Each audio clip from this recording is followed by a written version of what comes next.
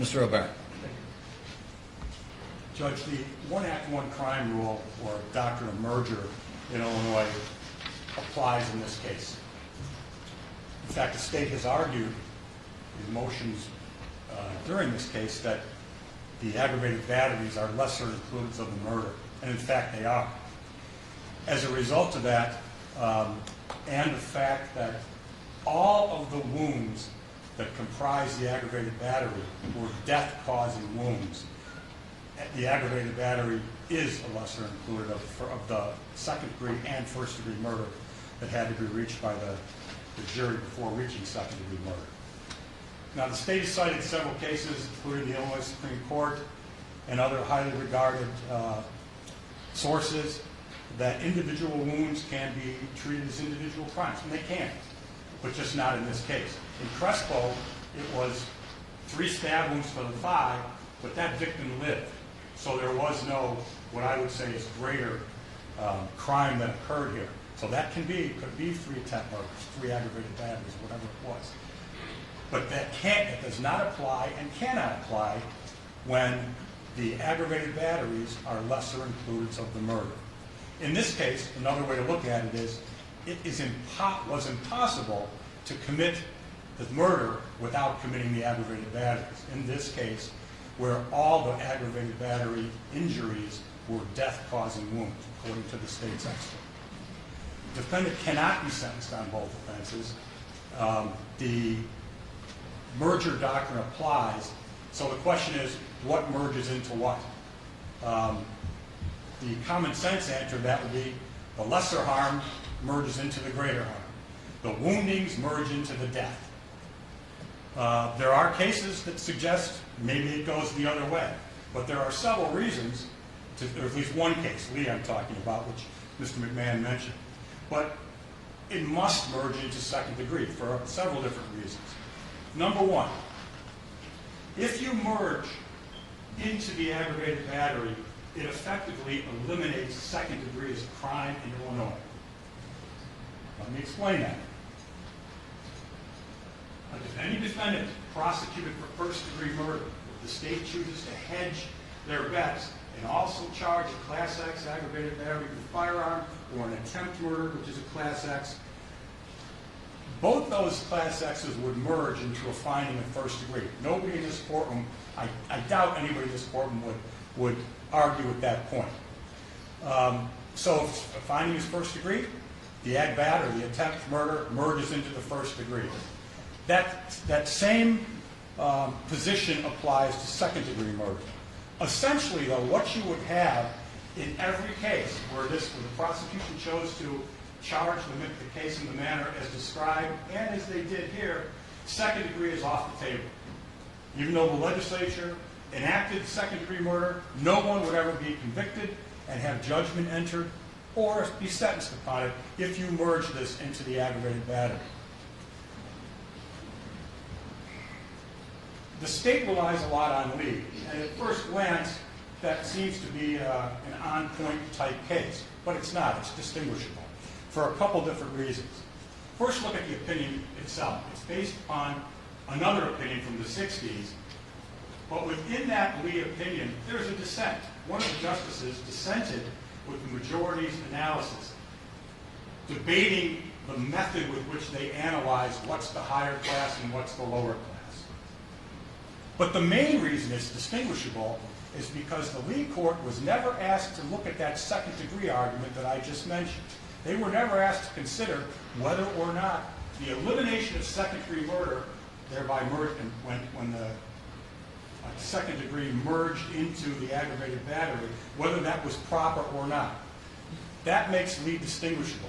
But luckily, we do have guidance from both the Illinois Supreme Court and Illinois Appellate Court as to whether or not, by virtue of the way they charge the case, the state can eliminate second degree, which has happened here.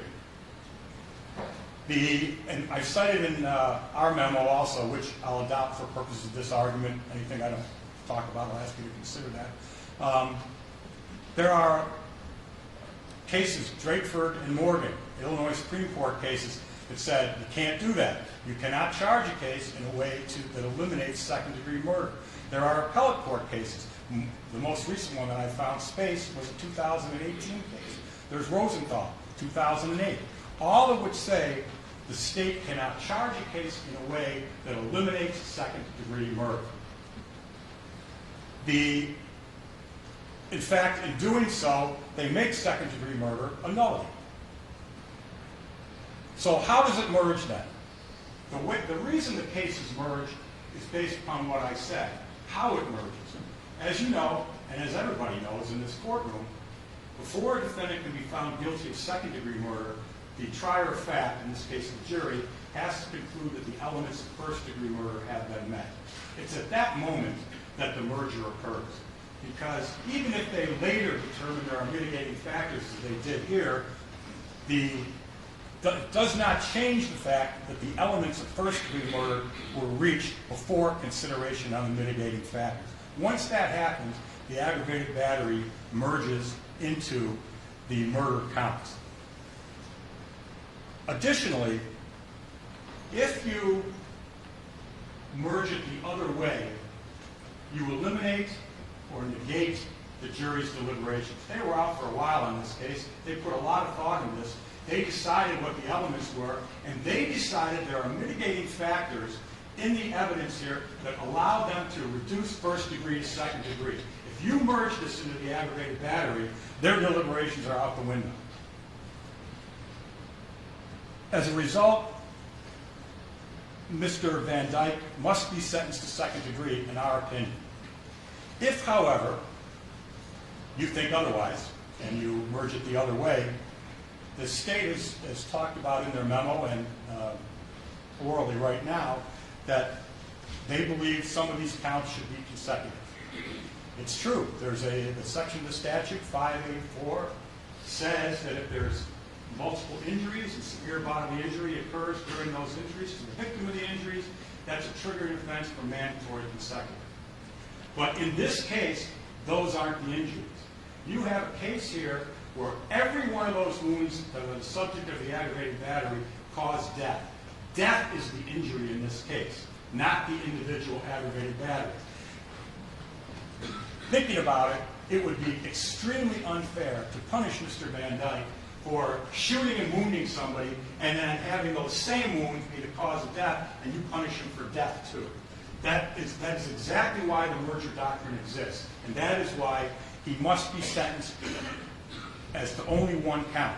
And in this particular case, because if you choose to merge into the aggravated battery, it's the defense position that you can sentence him to one count, 6 to 30 years, because death is the injury, and so therefore there's nothing to be consecutive to. I also agree with Mr. McMahon that there's proportionate penalties issues here. The fact that the minimum for the aggravated batteries could be as high as 96 years, and the maximum for second-degree murder is 20, leaves a difference of 76 years. We agree that would be a proportionate penalty argument under those circumstances. In this case, however, Lee is not controlling, and we're asking that the court sentence the defendant on second degree. Mr. McMahon, anything else? No. Thank you very much. Ladies and gentlemen, as I had said earlier, we're going to take a recess, and then we're going to go into the other phase of the sentencing, which will be the state will present aggravation and aggravation witnesses. The defense will present a mitigation and mitigation witnesses. Do we have the interpreter here yet, Mr. McMahon?